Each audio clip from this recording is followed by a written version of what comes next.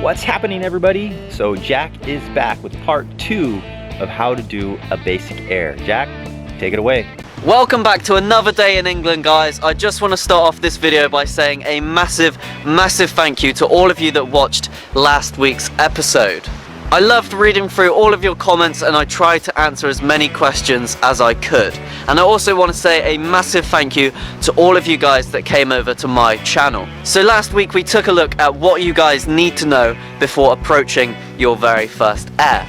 Now, in hindsight, I should have gone into more detail of each and every step.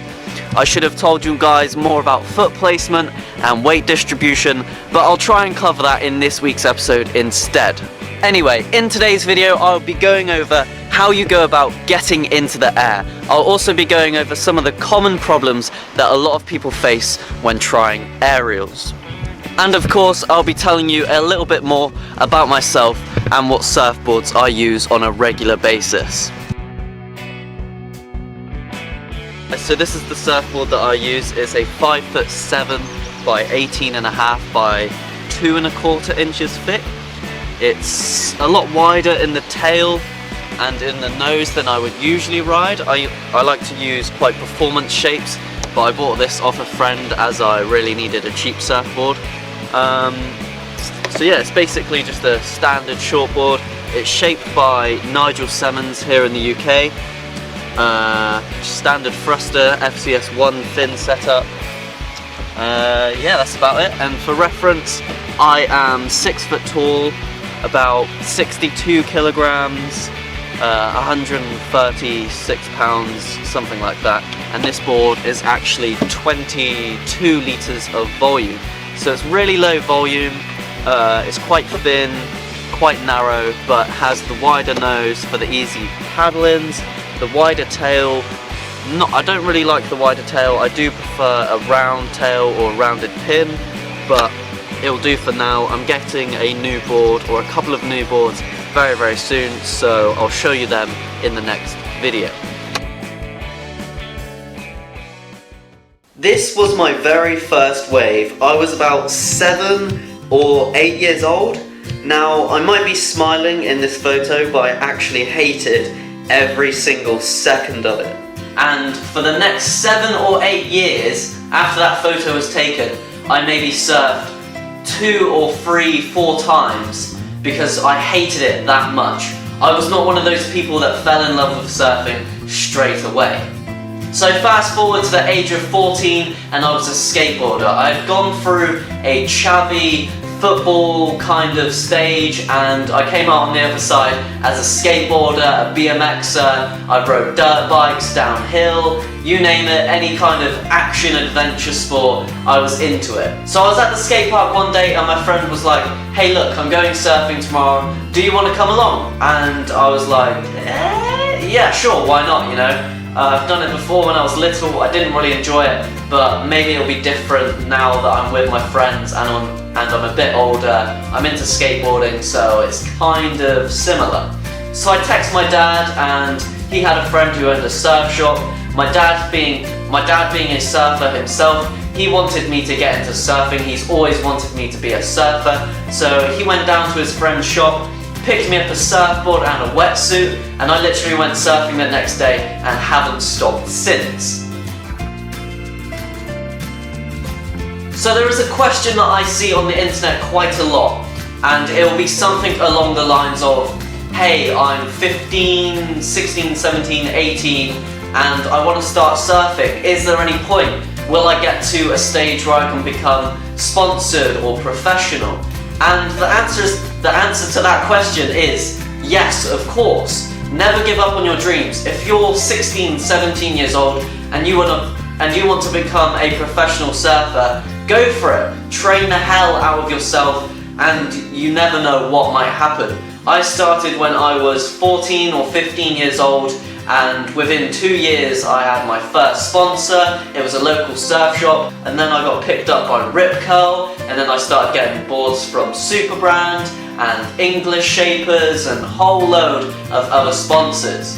So you're never too old to get sponsored, you're never too old to start surfing, you're never too old to go professional. Now maybe if you're like 45, 50, you're probably not going to make it as a professional shortboarder, I'm afraid. But maybe get into big waves, maybe start surfing really big, heavy, gnarly waves, and someone might just pick you up.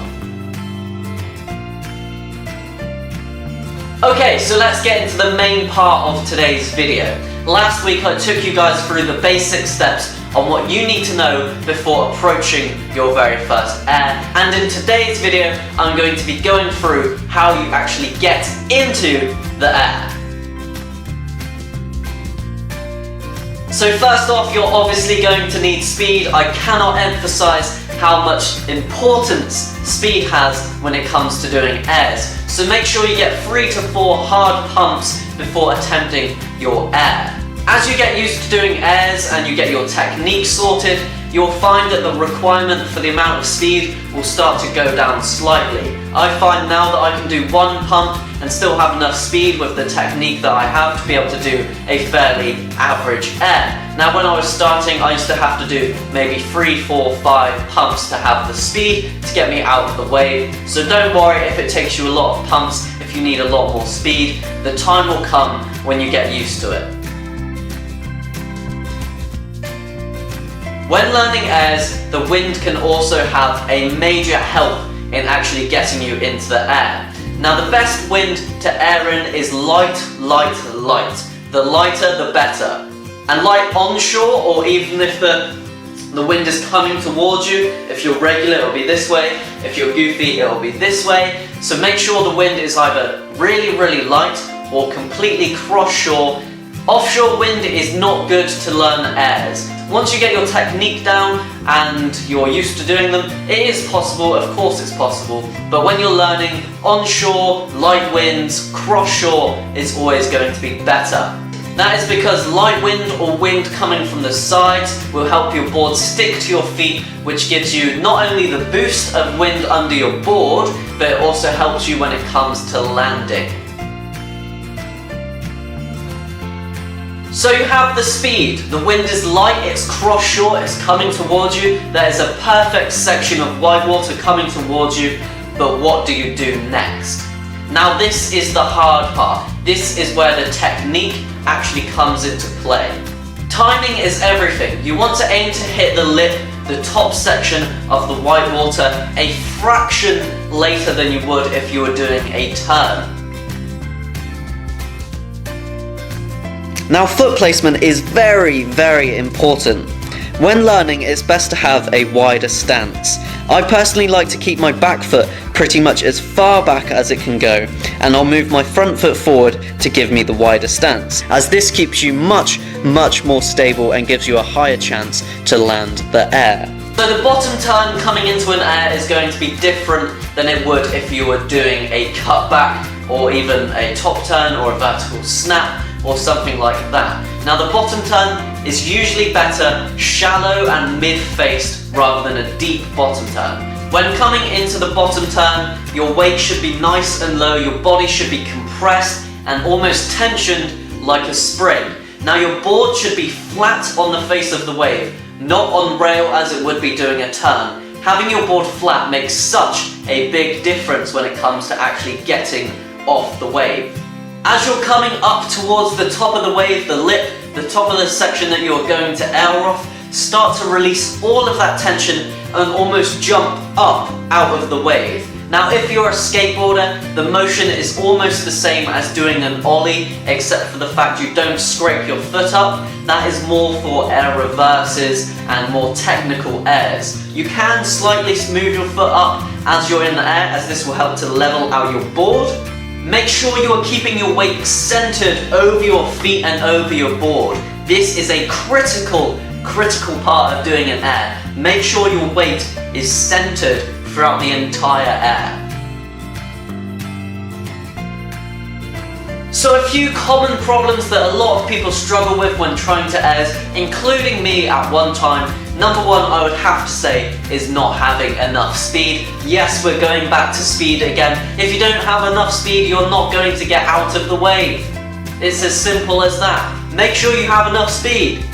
Now, I would have to say another common problem is doing too much of a sharp bottom turn and not having your board flat on the face of the wave. This is going to send you too vertical, it's going to put your entire body off balance. When doing an air, it is very important to keep your board flat, as this makes your board go out of the wave rather than sticking to its rail. Now this next one is a very, very common problem, a problem that everyone will struggle with, and it is weight distribution. Keeping your weight over your feet is so critical. Leaning too far forward or too far back will pretty much guarantee you to fall off. Now this is something I still struggle with on a day-to-day basis. It is very hard to keep your weight centered, so make sure you lean forward, almost grabbing your board. That will definitely help keeping your weight centered. Thank you guys for watching this video. I really hope you enjoyed it. I hope you got some tips from this. Make sure you check out next week's episode where I'll be telling you guys how to land your airs. There are a few key factors that will make your success rates go through the roof. So make sure you do not miss that episode. I just want to finish off this video by saying a massive thank you again to SURFTribe. I really appreciate the fact that they're letting me come over to their platform to share these videos with you guys. I really appreciate that. I hope you have enjoyed this video. I cannot wait to make the next one already. I will see you guys in next week's episode. Peace. All right, thanks Jack. Some really good tips on how to get into the air for your very first aerial. So don't forget to go to Jack's channel, subscribe, and also check out some of his other videos. He does have some surfing tutorials if you look through it, and links in the description to his channel, and we'll see you in the next video. Pura vida and aloha.